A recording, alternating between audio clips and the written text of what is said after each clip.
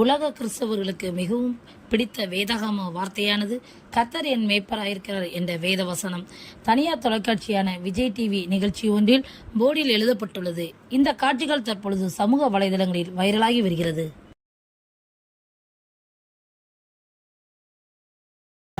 N மேய்ப்பராயிருக்கிறார். He is my shepherd. அதானே? Okay. தனியார் தொலைக்காட்சியான விஜய் டிவியில் நீயா நானா என்ற நிகழ்ச்சி ஒன்று வீக்லி ஒன்ஸ் நடைபெறுவது வழக்கம். இந்த நிகழ்ச்சியில் தங்கிலீஷில் எழுதும் ஜெனரேஷனுக்கும் தமிழில்தான் எழுத வேண்டும் என்று சொல்லும் ஜெனரேஷனுக்கும் டிபேட் ஒன்று நடைபெற்றது.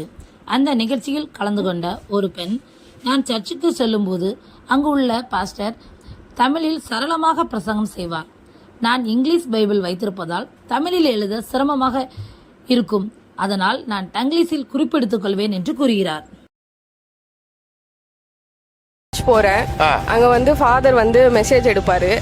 அவர் சரளமா தமிழ்ல எடுத்துட்டே போவாரு. நான் இங்கிலீஷ் பைபிள் யூஸ் பண்றேன்.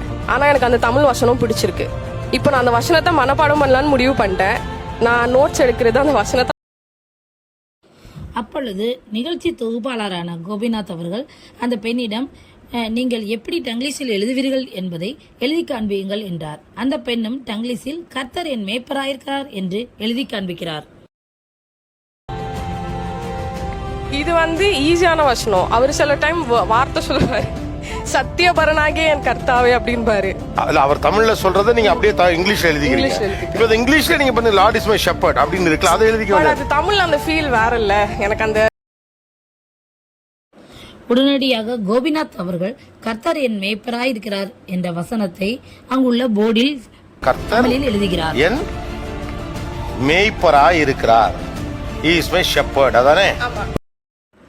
பல ஆயிரக்கணக்கான மக்கள் பார்க்கின்ற இந்த நிகழ்ச்சியில் கிறிஸ்தவ வேதாகம வசனம் எழுதப்பட்டுள்ளது என்பதை பார்க்கும் பொழுது மனதிற்கு மிகவும் மகிழ்ச்சியாக உள்ளது.